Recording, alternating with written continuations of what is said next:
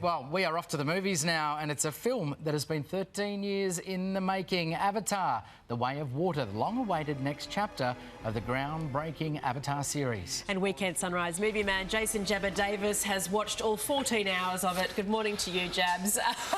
Is it long? Is it worth it? Is it amazing?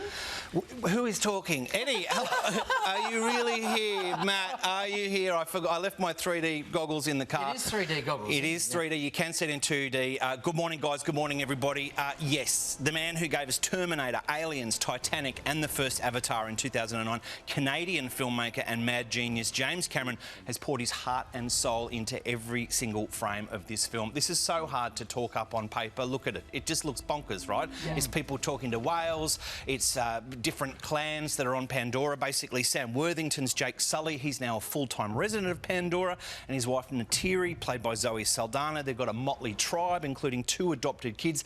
Get this, one of whom is the daughter of Sigourney Weaver's character from the first film. The Sky People, they return to colonise Pandora. Jake gathers his family, as you may have gathered by now, heads to the coast to shelter with a clan of reef people led by Cliff Curtis and a pregnant Kate Winslet.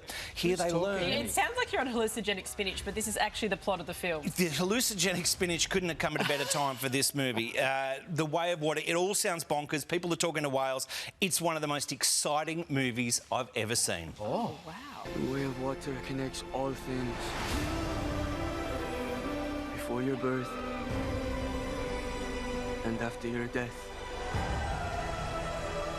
This is our home! I need you with me. And I need you to be strong.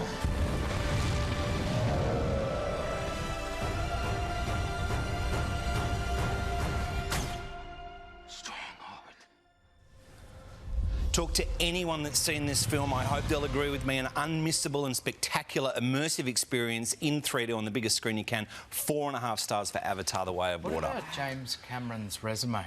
Yeah, amazing. And you should see it in 3D, Jab said too. 100%. Yeah. Well, next up, singer Shawn Mendes is lending his voice to the new film Lyle, Crocodile. Jabs.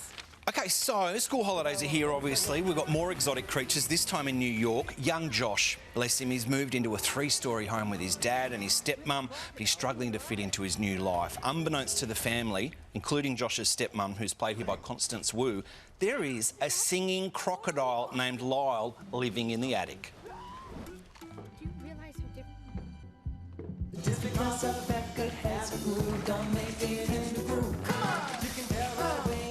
Hey, when people start to move.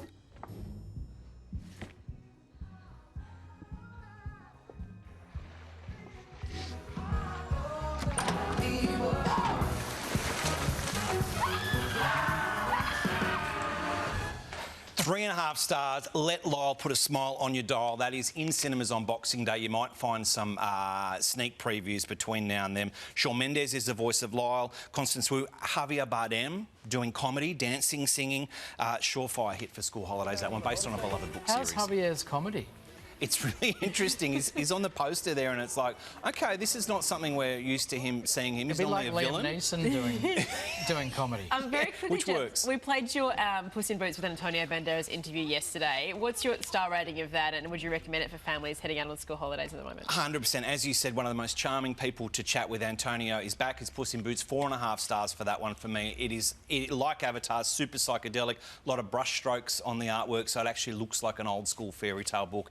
And there's a little dog, a new character who kind of brings a fresh perspective to the film. We must be getting quite close, Jabs, to your end-of-year review best-ofs. And Boxing Day. And Boxing Day, yeah. Well, Boxing Day is going to have some of those best-ofs. You've got The Banshees of Inisherin, which is picking up a lot of buzz for the Oscar season. You've got a Whitney Houston biopic, which is kind of bubbling away under the radar.